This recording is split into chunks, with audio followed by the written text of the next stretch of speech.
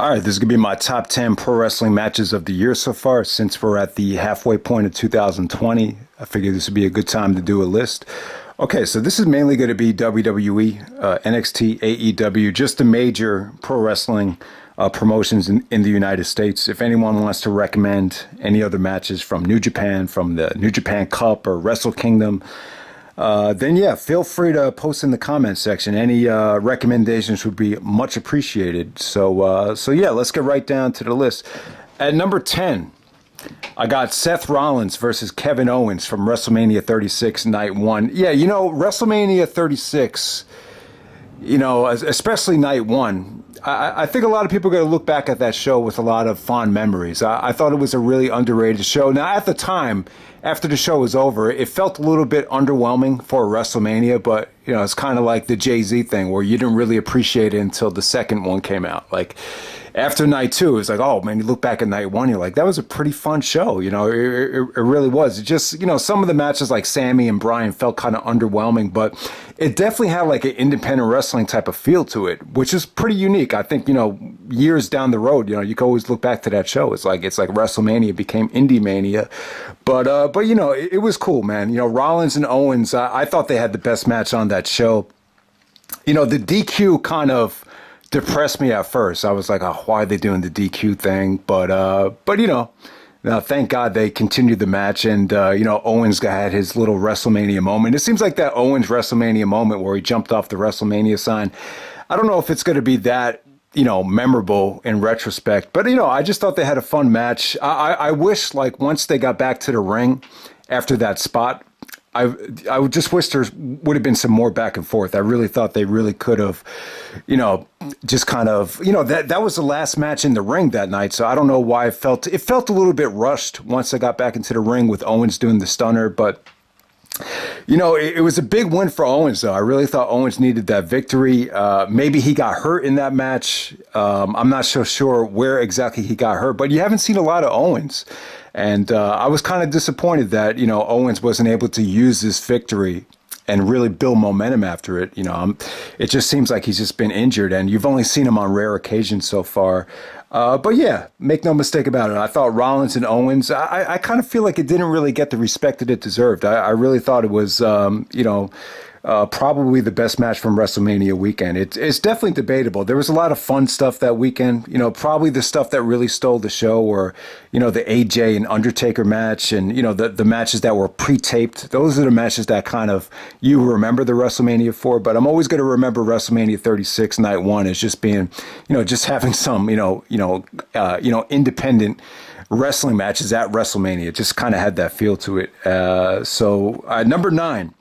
I'm going to go with Chris Jericho versus Jon Moxley from Revolution. When I first saw this match, I wasn't that impressed with it, but then I kind of tried to put myself in a position as someone that, really didn't know the outcome, just trying to envision, like, trying to judge the match as someone watching it live for the first time. And, I would say, like, there was definitely some great drama. At first, I thought there was too much interference. They had the whole thing with Aubrey, the referee, kind of, really stealing the spotlight at the time. But, this is just a great victory for Moxley. I thought it really came off great. Just a ton of emotion with him taking off the eye patch. And, Jericho really, had a lot of interference, a lot of help. So it really wasn't Jericho's best performance. It was really, the story they were trying to tell was Jericho, really, he's trying to hang on to like his last moment of glory, but he just can't overcome the up and coming Jon Moxley. So it was a really good story. I thought the ending just had a lot of emotion to it. So it definitely came off great. And, you just give Jericho credit for, not overstaying his welcome as champion and putting the younger and, more over guy over at Revolution. So that was at number 9, Jericho versus Moxley. At number 8, I got Johnny Gargano taking on Finn Balor from NXT TakeOver Portland. Yeah, this is incredible. I thought it was, at the time, I thought it was really a match that Finn Balor really needed, to kind of resurrect his career. And, him and Gargano went out there and underrated stuff. I really feel like you could definitely argue this as being the match of the night from a stacked takeover right there. It had incredible counters, incredible drama. I mean, the stuff that they did in the match was just mind blowing. Like I said, man, you probably won't find two better conditioned athletes just giving it all that they have in the ring. But Balor really came off with an extra edge that he's been missing for years. So I just thought that was an incredible matchup right there. Gargano versus Balor from NXT TakeOver Portland. Number 7, I got Drew McIntyre taking on Seth Rollins from Money in the Bank. This was just an excellent match, and without a doubt, I feel like this is the best match the WWE has put on without anybody in the crowd. I just wish they've done more of it, and it to me, like it seems like the WWE's always been, they were a little bit hesitant to let matches kind of breathe on their own. I think there was a fear of a lot of the matches feeling a little bit too indie, and that's probably why we didn't get a lot of them, especially at WrestleMania, especially at money, with what they did with the Money in the Bank main event. But with this match right here, I just thought Rollins' character, it definitely has an evil, dark, twisted feel to it. You see a lot of the Age of the Fall influence.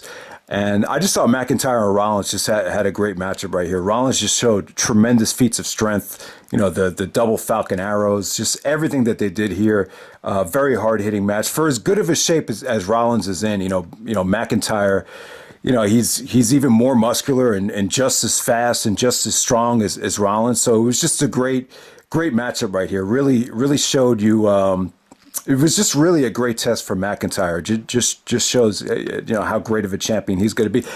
Maybe it was a mistake to rush this. Maybe this would have been served as a better SummerSlam main event, because it just seems like Drew's having a tough time finding challengers. Lashley was kind of an underwhelming match. I thought the finish with Lana was just, that was actually a good match. I just thought that Lana finish was kind of weak. And now McIntyre's moving on to Ziggler again. So the heat is definitely on for Ziggler.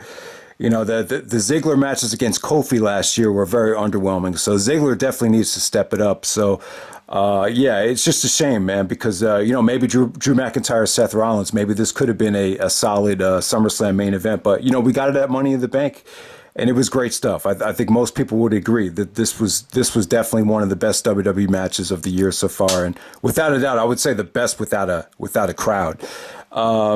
All right, number 6, I'm going to go with the Undisputed Era. Kyle O'Reilly, Bobby Fish taking on Matt Riddle and Pete Dunne.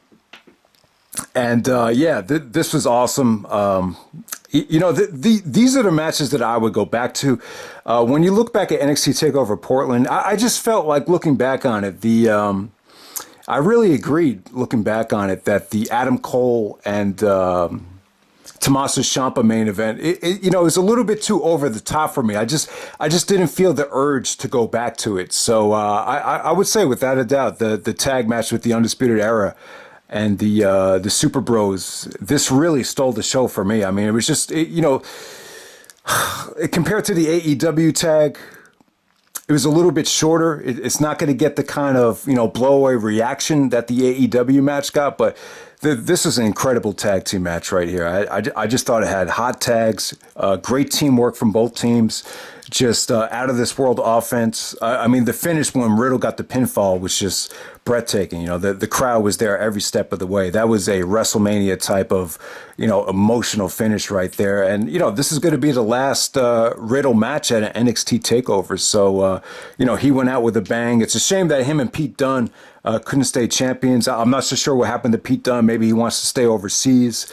Don't know exactly what happened there. I guess because of the pandemic, maybe Pete Dunne, wanted to stay closer to home. And eventually Timothy Thatcher and Riddle were tag team champions. Oh, by the way, check out the Riddle and Thatcher match where Kurt Angle's the special guest referee in a cage. That was another awesome match. I really wanted to put that match on the list, but it's just a competitive list to be on. But don't sleep on O'Reilly and Fish. They just keep on getting better.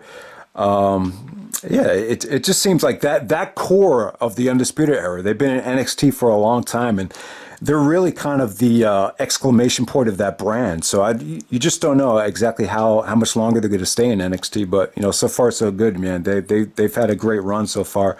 All right, so at number 5, I'm going to go with the Royal Rumble match. And, the Royal Rumble match over the last, I don't know how many years, definitely over the last decade or whatever. It's just a match that I think a lot of people, there's always a lot of complaining. There was always a lot of emotion attached to the Royal Rumble match. I mean, how often do you normally get a quality, just a very entertaining and breathtaking, roller coaster ride of a Royal Rumble match. And then you get a winner that's just, unpredictable and at the same time satisfying. It's just like this Royal Rumble match from this past year. It covered all the bases. I mean, Brock had a spectacular performance, and it's very frustrating when you look back at the Rumble and you see how dominant and how entertaining Brock was. And then you see him go out there with McIntyre in the main event of WrestleMania, and it's just, you just couldn't give a better effort than that. I mean, come on, man. But I don't know what the problem with Lesnar is. I guess it's a situation where he just doesn't like wrestling one guy for longer than 5 minutes. I don't know what the deal is. It's not a cardiovascular or conditioning problem, because he was able to go out in the Rumble and he looked great.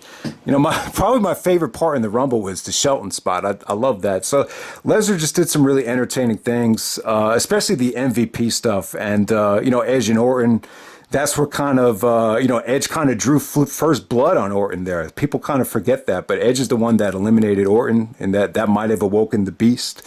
And then, McIntyre going over Roman to finish that match. It was great stuff, because I think a lot of people expected Roman to win, because it was supposed to be Roman versus, I guess, Goldberg or Bray Wyatt for the championship match. That kind of leaked out. So I think a lot of people, I expected Roman to win. I thought it was kind of set in stone. That's why I was a little bit, hesitant to order the show. And, that's the other thing about the show. The show, considering what happened earlier on in the day, it still came off very, very good. I know not all wrestling fans or basketball fans. It's a very small portion of it. But yeah, I definitely think the Rumble definitely overachieved and over-delivered, especially considering, what happened earlier on that day. If you don't know, that was the same day that Kobe died. So, people like me obviously, didn't have it in them to order the show or watch the show. So, but it came off pretty great. And when you watch the show back, it doesn't feel like that somber of a mood looking back on it. All right, so let's move on to number 4. We got AJ Styles versus Daniel Bryan, SmackDown, June 12th, right before Backlash, the finals of the Intercontinental Championship Tournament. Yeah, this is great. It had maybe 4 or 5 commercial breaks to it. So, the WWE Network hasn't uploaded the match in its entirety yet. I guess because of Fox, Fox, they have exclusive rights to it maybe for over a month. So you have to wait a little bit longer for the Fox matches to get uploaded. But yeah, when this match comes out on the network, definitely check it out with the unedited version. It should be amazing. But yeah, Styles and Daniel Bryan from SmackDown. It was the best match that they had, and that really covers a lot of ground. They've had some quality matches. Main event spectacles, Dissension, All-Star Extravaganza. They had some matches in the WWE that were pretty good, but I would say that this really topped all of them. This definitely had. I thought Cole's commentary was great in this match. I just thought you had Daniel Bryan just really doing some, expert submission work there. Just a lot of great stuff, countering the ankle lock into a German suplex. He really brought out the old school, side of him, where he was just very, very, submission oriented. And I just thought it was great stuff. It felt like a great wrestling match, but as it progressed, you saw some excitement too. The finish was awesome. It was, Bryan going for the running knee, then AJ countering it into a Styles clash.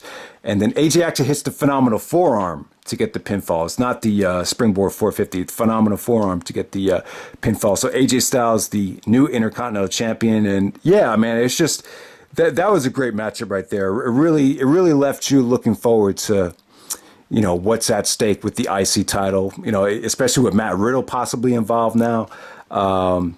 Drew Gulak being involved. You have a smorgasbord of just quality workers that are going to revolve around that championship. Who knows, man? Maybe the IC title will main event SummerSlam this year. I think that'd be awesome.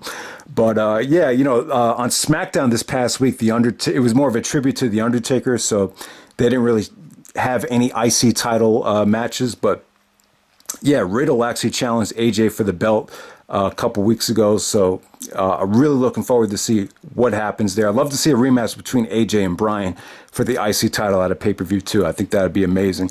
All right, so at number 3, I'm going to go with Kenny Omega taking on Pac. This is the Iron Man match before Revolution from February 26th. This started off AEW Dynamite that night, and I actually saw this match twice. So I rewatched it on Bleacher Report without the commercials, and it was even better. I've never seen anyone put this kind of effort into a match right before like a big money pay-per-view match, and I'm talking about Omega. I mean, for Omega to go through the punishment and to put his body on the line like this before knowingly, you have to deliver in a mega blockbuster pay-per-view tag team match. It was a serious gut check for him. I mean, him and Pac was a dirty ass heel in this match too. He busted out some nasty submissions. He went behind the ref. He actually got disqualified on purpose. Took a page out of Triple H's playbook from Triple H's Iron Man match with The Rock. So this went into sudden death overtime, and Omega hit the one-winged angel for the victory there with the help of the Young Bucks. But yeah, just great drama, great high spots, great athleticism. I just thought that Iron Man match, definitely one of the best television matches ever. And it opened up Dynamite. Definitely an amazing Iron Man match. That's probably an even better match than Omega and Pac's match at AEW All Out, the pay-per-view. So if you haven't seen that Iron Man match, check it out. Number 2, I'm going to go with Randy Orton versus Edge from Backlash, the greatest wrestling match ever. Just did the review of it, and most people have given their opinion on the match, but just want to add some extra things. The promotion of the match was over the top, and it really was. Some people found it laughable, but what I forgot to mention was it's kind of like, this is like when Vince McMahon is at his best, when you push him into a corner, with everything that's going on right now. For as cheesy as the build-up was with the title of it, you got to give Vince credit. The promotion definitely worked.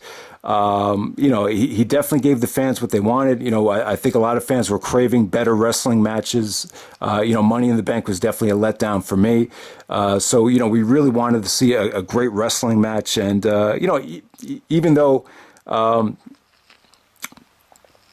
they basically admitted, like, we're going to amplify the audio here. We're going to give you extra camera angles. So they went above and beyond, to give the fans what they wanted. So, and yeah, man, and you got to give Edge credit here. I mean, some people thought maybe he's not getting enough credit, but, for him to have this type of performance after that long layoff, even Shawn Michaels, if the match really didn't go that well, you could always rely on the weapons in the street fight with Triple H. But in this match, Edge couldn't really do that. And, it just shows you, man, like pro wrestling, to put on a pro wrestling match at this level, it shows you how demanding it is and how difficult it is and how dangerous it is too. I mean, look, Edge ended up getting hurt. He tore his tricep here, I believe. And I remember when The Rock came back against Cena. I remember The Rock got hurt in both matches. Ultimately, I think he ended up tearing his abdominal muscle. But hey, it's dangerous. For you to not be in the spotlight, to not be wrestling full time, and then to get thrown into the fire in the main event of a big show, and to wrestle this kind of way, it's just not easy. I don't care who you are. I mean, for people that don't know anything about pro wrestling, it's matches like this that will make them really appreciate exactly how difficult it is to participate on that level, and with the expectations too. I don't know if anyone's had to endure that type of expectations with the degree of difficulty of trying to get back into a rhythm like Edge did. And Edge looked great, man. I mean, I heard people bitching about how maybe Edge is a little bit too old in the WrestleMania match, but it had nothing to do with that. I thought Edge looked better than ever. Obviously we saw Orton definitely resurrect his career, and there's debates about, has either guy had a match that was better than this? And it's hard to find. I mean, really, the only Orton match that you could think of that's better than this is the Foley match, the Street Fight at Backlash, and maybe with Edge, the only like non-gimmick singles match I would say that's on this level is maybe the Kurt Angle matches. Most people prefer the Judgment Day match, but yeah, it's tough to find a better non-gimmick match that Edge and Orton have had that's better than that. So, give Orton and Edge a lot of credit too, and and for Orton to be willing to take that kind of criticism, the criticism of admitting that you've been phoning it in and not really living up to your potential, and then to go out and have a match like that. It was just great stuff. I know, and I for my expectations, they exceeded my expectations. I figured when you throw the expectations this high and make it this corny and this cheesy as far as promoting it this way, I just thought something was going to happen, and maybe it wasn't going to be that great, but it surpassed my expectations. Is it the greatest wrestling match ever? No, but it was still a pretty friggin' awesome match. So that's Orton and Edge from Backlash.